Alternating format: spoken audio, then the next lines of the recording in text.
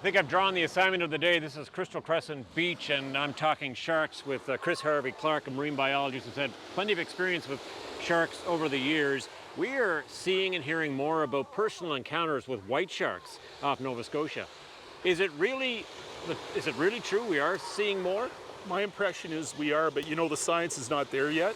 But certainly the anecdotes are there. And we just had a week where we had just unprecedented things happen. We've had a diver shark encounter at Fox Point, captured on video shortly after a snorkeler capturing video at the same beach of a different white shark. And this is all in shallow water. It's 10, 15 feet of water. It's 15 meters offshore. Yeah, you make the point getting video of them. Unbelievable. People are coming literally face to face with white sharks. I guess the sensible thing would be to get out of the shark's way, but you know, what should people be having in mind in terms of how cautious they should be? Very cautious. I mean, unfortunately, white sharks have been a bit Disneyfied. They're a formidable predator. They eat seals. We're in seal country here, 300,000 to 400,000 of them here. And this is why the sharks are here, I believe. There are different hypotheses as to why we're having more shark observations here. Everything from this is a breeding ground, which is completely unproven, to a bunch of other hypotheses about why we might be seeing sharks. The fact is we have three things colliding. We have people in the water, lots of them, particularly since COVID, when you could recreate outside quite safely in fresh air. We have a lot more seals than we did 20 years ago. The number of colonies in the Maritimes has doubled since 2000, somewhere between 300 and 400 gray seals. And we also have protected sharks. So the white's been protected since 1997 in Canadian and US waters. And those sharks are now hitting sexual maturity and making baby sharks. So we're seeing the tailpipe of a very successful conservation effort. But the fact is we do not know how many are out there. I've done some preliminary calculations just based on mark recapture that we've done over the last 5 years. It's thousands of sharks, not hundreds of sharks. And I think this is borne out by the number of just chance observations we're seeing.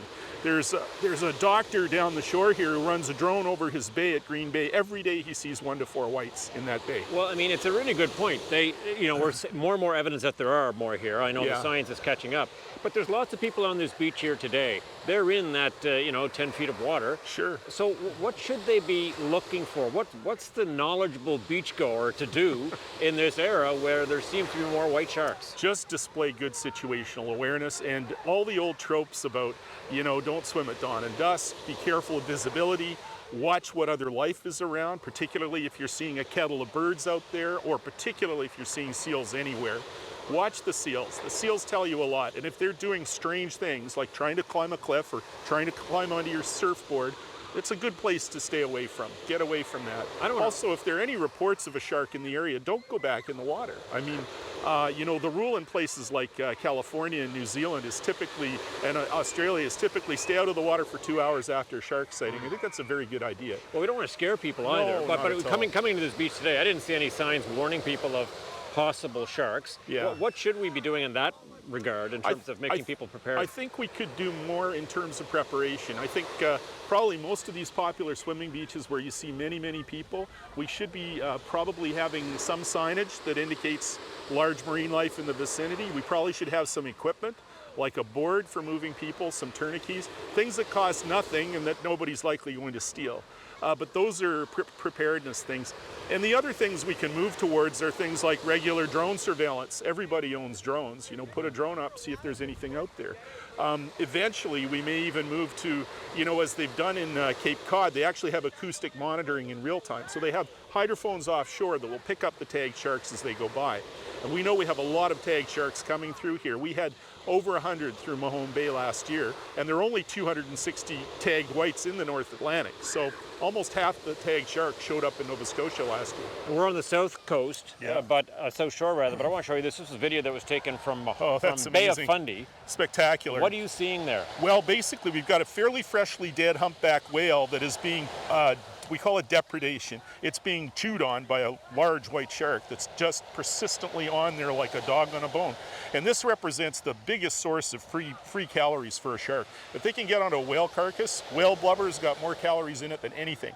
So getting onto that carcass is like hitting the lottery for a shark. All right, that was shot just this week. I'll tell you a story about that, Tom. Last year we had a a humpback down at Liverpool that was dead, that was tied to an aid to navigation. It was about a 25-foot animal. It went from about 8,000 kilos to 800 kilos in 9 days. Wow. All shark depredation. There must have been hundreds of sharks that came and chewed on that thing. All right. Yeah. Bottom line, be shark aware. Yeah, and keep your eyes open, situationally aware. Don't stop using the ocean, but exercise care when you're in the sea.